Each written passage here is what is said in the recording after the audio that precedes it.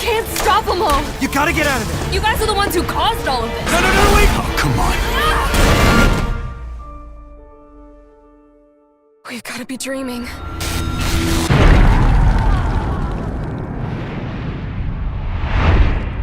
As a remake of a 20-year-old game, you might wonder what cool secrets are hidden in the trailer. What is new and what has changed? Well, quite a lot actually. So in addition to unearthing the usual secrets in this Rewind Theater, we'll also point out cool callbacks to the previous games and try to explain just what the heck went down in Raccoon City from the perspective of S.T.A.R.S member Jill Valentine, reprising her role as protagonist from the first game.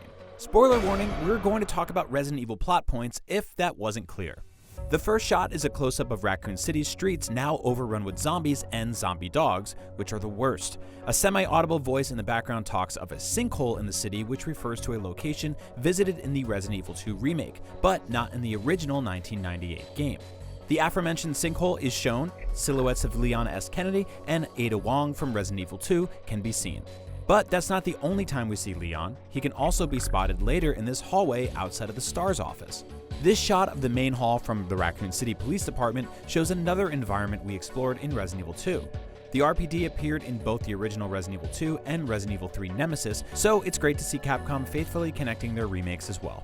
The next shot is another Resident Evil 2 location, but here you can catch a glimpse of Claire Redfield and Sherry Birkin walking over a suspended bridge. And then we see the Orphanage from Resident Evil 2, again, a remake-only location, where Chief Brian Irons took Sherry Birkin to. These are the sewers beneath Raccoon City that Leon and Claire explored, and then a shot of William Birkin's underground laboratory known as Nest.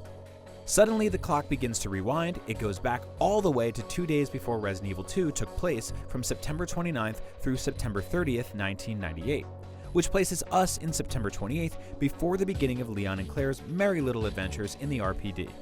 Like the original game, Resident Evil 3 acts as both a prequel and a sequel to Resident Evil 2. Although this scene shows a first-person view of a woman running through a destroyed building, Resident Evil 3 is confirmed to be a third-person game, just like the Resident Evil 2 remake. Behind the door is the shadow of a large towering figure. It resembles Mr. X, the tyrant from Resident Evil 2, of which multiples exist.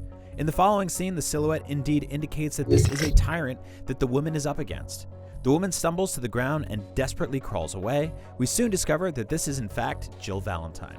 This sequence is a reimagined callback to the very beginning of the original 1999 Resident Evil 3, Nemesis, which starts when Jill busts out of a burning apartment building onto the sidewalk. We never saw exactly what she was running from in the original.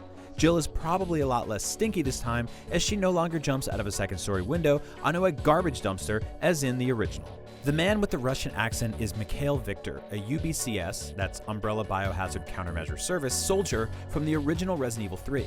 So far, his presence in the subway car and his apparent injury, plus the Russian origin and membership in the UBCS, indicate that Mikhail should at least play a similar role in the remake. Here, Jill approaches another member of the UBCS, who tells Jill he is not infected with the T-virus.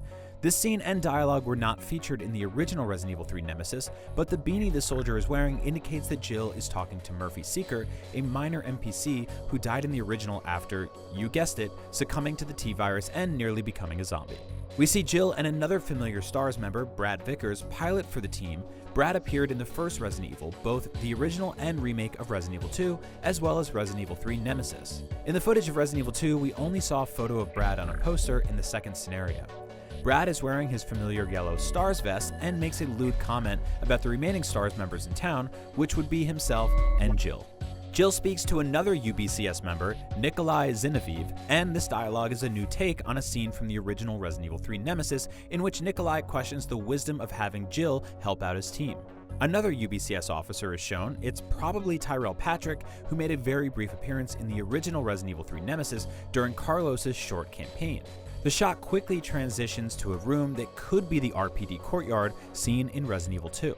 Finally, one of the UBCS members is shown who appears to be Carlos Olivera. His hairstyle and face are quite different from the original Resident Evil 3 Nemesis, but that is definitely him. He's now looking for the S.T.A.R.S office located inside the RPD. Leon and Claire explored this in Resident Evil 2. In the original Resident Evil 3 Nemesis, Carlos is never seen visiting the office, although he does try to make contact to it over the radio in that game. The scene with Jill in what seems to be her apartment is interesting because of her dialogue. It gets worse every night, she says. Jill seems to imply that she'll be confronting the outbreak across a longer span of time than the original. Next, we see recorded footage shown of a man. They don't want the world to know what they've done.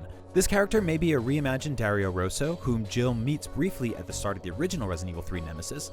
In the original, Dario is distraught that he has lost his daughter to the outbreak and is later killed by zombies off-screen. Given the heavily changed role Robert Kendo had in the remake of Resident Evil 2, it appears Dario will have a similarly upgraded presence in Resident Evil 3. Finally, something resembling gameplay footage is shown, revealing the over-the-shoulder third-person viewpoint. We have more gameplay footage and developer commentary on IGN that you can check out right now, or at least when this video is done.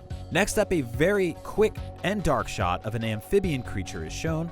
These are likely the infamous hunters that have appeared in several games throughout Resident Evil history. Jill is looking at her reflection in a bathroom mirror. "We've got to be dreaming," she says. No scene of this kind transpired in the original Resident Evil 3 nemesis. In fact, thematically, it feels more like Resident Evil 7 Biohazard, which explored hallucinations and other supernatural elements not seen elsewhere in the series. As Jill touches her face, she sees herself morphing into a zombie and back to human constantly. In the original Resident Evil 3 nemesis, Jill is infected with the T-virus, although her infection is only explored briefly in the game. This plot point plays a huge role in Resident Evil 5. The hospital shown here, complete with the Umbrella logo, is Raccoon General Hospital, which Carlos explored in the original in order to find a cure for Jill's infection.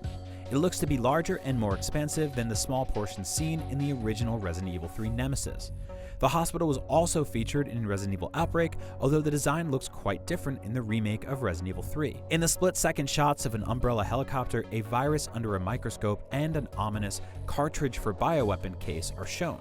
The case also says codename Nemesis. This sets up the final shot of the trailer, the single eye opening of the Nemesis. Yikes! Resident Evil 3 will be released on April 3rd, 2020, so we'll be sure to hear more about it in the coming months. For more on Resident Evil 3, check out this first gameplay footage along with some developer commentary, or check out this comparison to the classic PlayStation game.